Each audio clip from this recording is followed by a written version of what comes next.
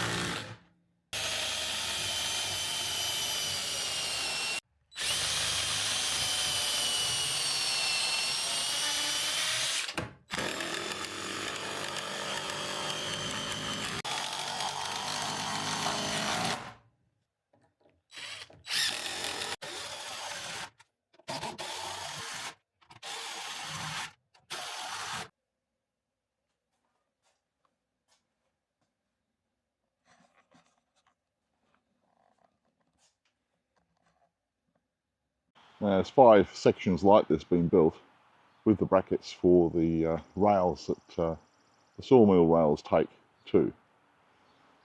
So you can see here already we've got a bit of a problem up close, and you probably can't see a lot of it, but there's a post on the right hand side here that really was bowed right out. Now that's happened because if I had noticed it before, the grain structure in the end post of this one, it's actually got the pith of the wood on one corner. So as this wood was drying out for a couple of months in the workshop, it's bent. As opposed to the one that's next to it, you can see the pith almost center of the post, so that's not going to warp or bend as much as this other one did.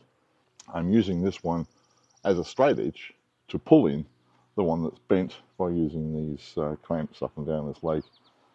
It should sort of straighten it out, and since these sections are going to be stored on the outside under a tarp, it's going to get a lot more moisture and it will take that bow out.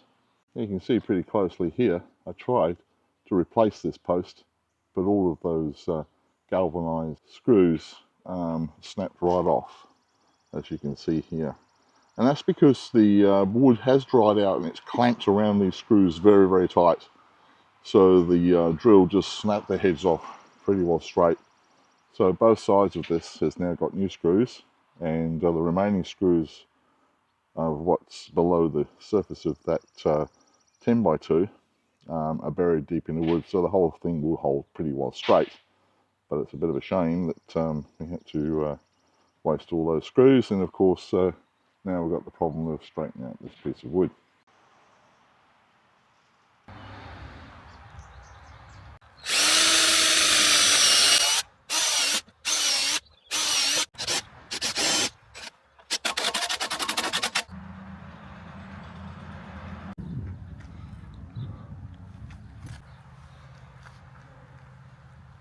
That's all 4 sections now fixed together with most of the compartments free from screws or lag screws. So you can see here the ends are completely screwed and the end joining up to the next segment is unscrewed right here.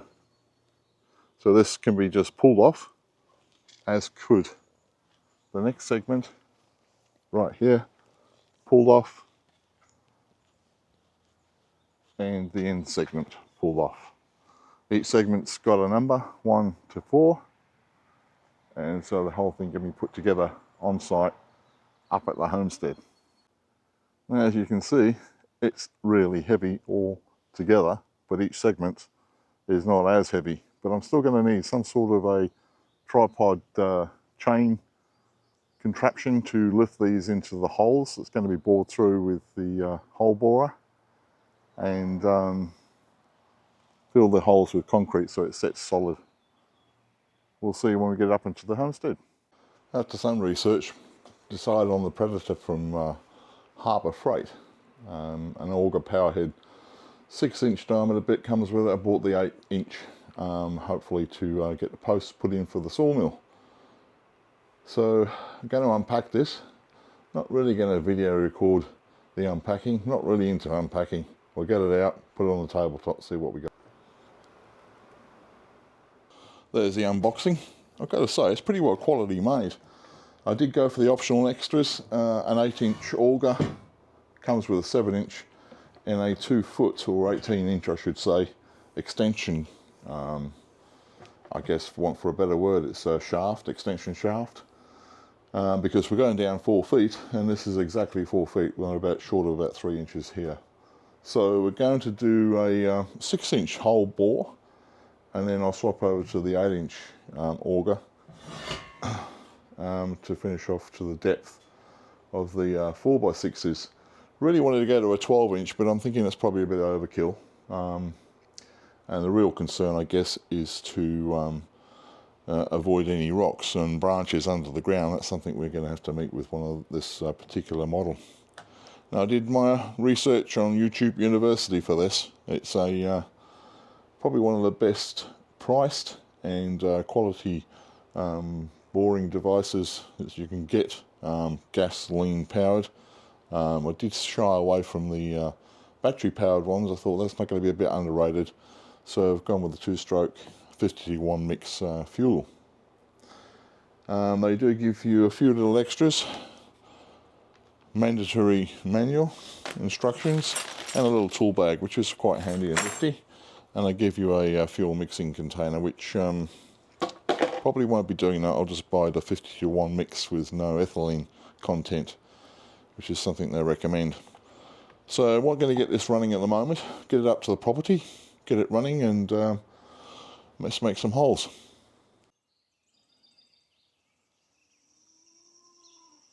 So this is another area of our staging area. It's a chicken coop. Of course, we're going to be having this up on the homestead. This one is a recent build, and we've got quite a few pens inside here. Going to be looking at is the watering system that we've had here probably for the last couple of years. Every watering system has its downfalls and its pluses. This one's has had its downfalls during winter, like most. We've tried different various issues with this particular one. The only thing that really is good is the 50-gallon water tank. Now we fill this up from a hose from the garage, which is in the background there, and when that freezes, of course we can't fill the water tank. So we've had these animal or farm animal water heaters, and they seem to fail one after the other, hardly working through a season. So we either had some bad luck or we just got some bad machinery here. Now, the water system comes at the bottom of the tank, which you can see right here, and then it follows through the pipe, goes through the 1.5-inch PVC pipe, and I'll show you in a moment what where the water falls out. So a seasonal solution is really without any pump or interaction with any frost. So this is just providing the nipples for the chickens, and all we've got to do is just keep the main barrel, which is right there, full and servicing the chickens. I think that's about it for this time, guys. We'll leave it right there until we load this up onto the trailer and transport it down the hill to where the sawmill is going to be located. So that's probably the first step completed. Thanks guys, see you next week. Cheers.